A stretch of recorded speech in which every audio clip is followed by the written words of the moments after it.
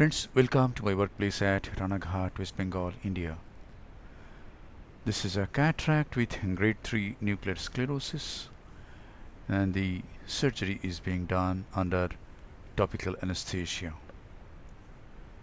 The main incision has been placed at 11 o'clock. This is a side port on the right side of the main incision, about 3 clock hours away, and this is another side port on the left side of the main incision, about same distance away.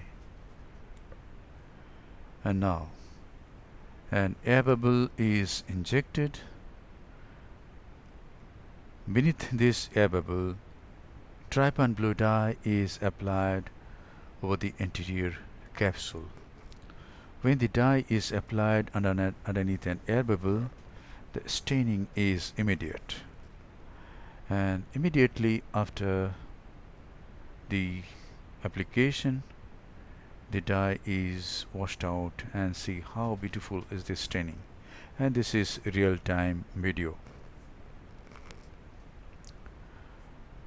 And now 2% HPMC is injected into the anterior chamber, and then it is applied over the corneal epithelium for better visibility. And now capsulorhexis. Capsulorhexis is being done with a Utrata forceps.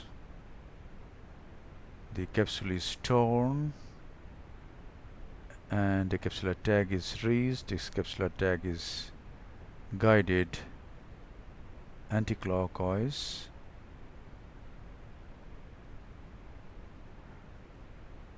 and remaining at a certain distance away from the margin of the dilated pupil. A fairly round rhexis is achieved. Size of this rhexis is about 5.5 millimeter.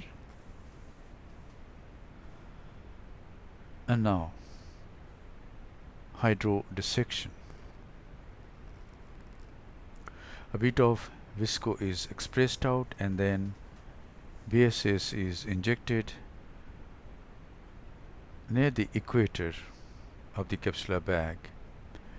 Fluid wave goes behind the lens mask to the opposite side, and hydrodissection occurs. And now nuclear rotation is done. In this case, some superficial cortical lens matter is removed, and then the nucleus is rotated both clockwise and anti-clockwise. And now see the direct chop. Once you learn direct chop, you will be reluctant to do stop and chop or divide and conquer technique in most of the cases.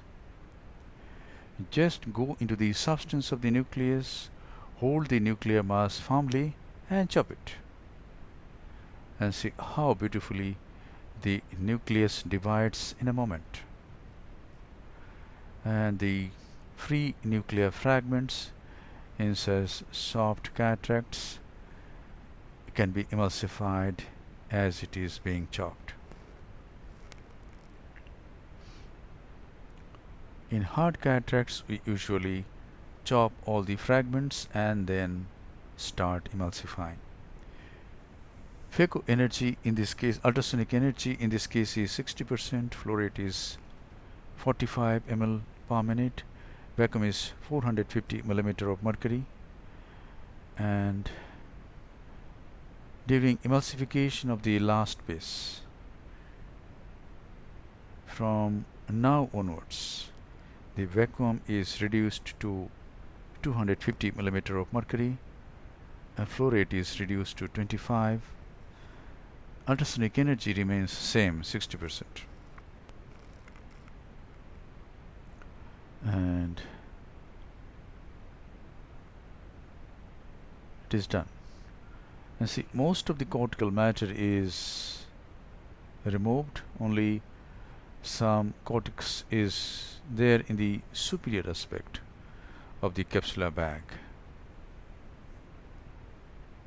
This is HPMC, and now a 23G Simcoe goes through the right side port, and all the cortical matter in the superior aspect of the capsular bag is removed. There's a bit of cortex at 6:30 o'clock, and that is also removed. And now is the time to implant an intraocular lens. The capsular bag and anterior chamber is filled up with visco. In this case it is 2% HPMC.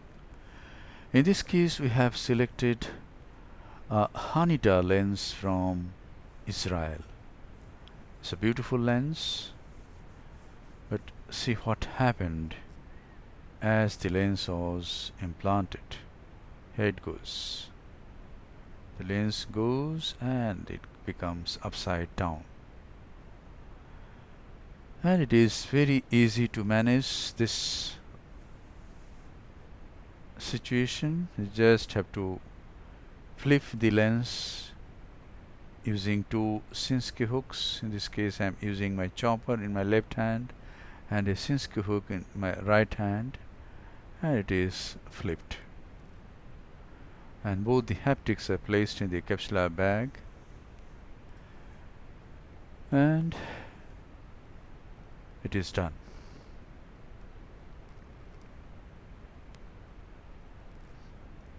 And now we just have to remove the visco very nicely. This is an irrigating cannula irrigating the anterior chamber very nicely.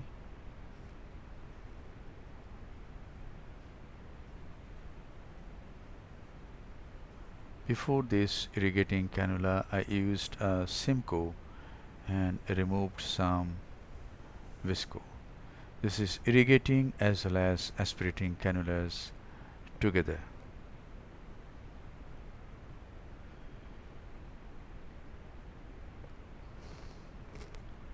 The aspirating cannula is being placed at different places so that all the visco comes out. And now this is an air bubble because the anterior chamber was getting shallow.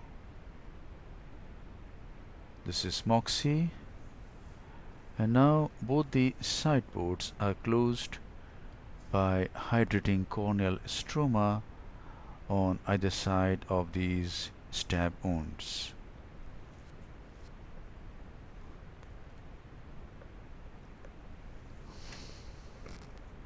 The main incision has been constructed in such a way that it doesn't require hydration in most of the time.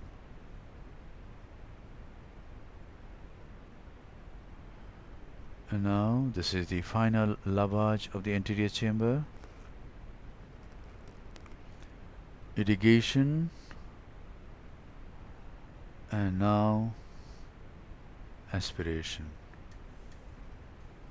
And see how beautifully the anterior chamber is shining. And here we conclude the case. Thank you very much for your attention. Hope this video will help you in developing your surgical skills. Whenever the intraocular lens becomes upside down during implantation, it is nothing, just you have to flip the lens again using two instruments. Hope this will help you in your practice.